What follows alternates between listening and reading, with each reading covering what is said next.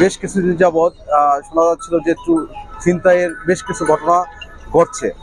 তো তারই প্রেক্ষিতে আমরা এর পূর্বে থেকেই আমাদের মাননীয় পুলিশ সুপার মহোদয় ঢাকা জেলার নির্দেশক্রমে আমরা চেকপোস্ট বসিয়ে ছিনতাইকারীদের ধরার জন্য আমরা চেকপোস্ট বসিয়েছি এবং আমরা ছিনতাই প্রতিরোধে এবং পাশাপাশি আপনারা জানেন যে আমাদের নিয়মিত টহলগুলো অব্যাহত আছে। ইতিমধ্যে গতকালকে আমরা 3 জন ছিনতাইকারী এবং একটি চাকু উদ্ধার করেছি, গ্রেপ্তার করতে সক্ষম হয়েছি আমরা। বান্ডেল থাকলে প্রতি সেনমানিতে টাকা বাঁচবে। বিকাশ সেনমানি বান্ডেল কিনে জিতুন প্রতি লেনদেনে। আজকেও রাজধানী পরিবহন চন্দ্রা থেকে ঢাকা অভিমুখে একটি রাজধানী পরিবহন আসছিল।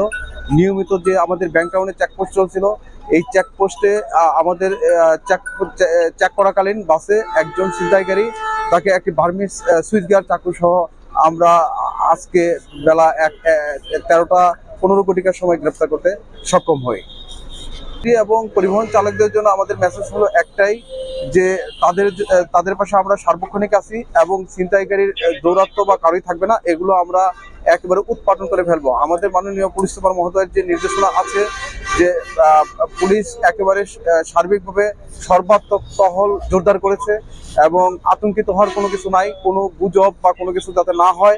কারণ অনেক ক্ষেত্রে অতি উৎসাহী বা অতি যে এরকম অসংখ্য ছিনতাই বা ডাকাতি হচ্ছে, এই বিষয়গুলো আসলে সঠিক নয়।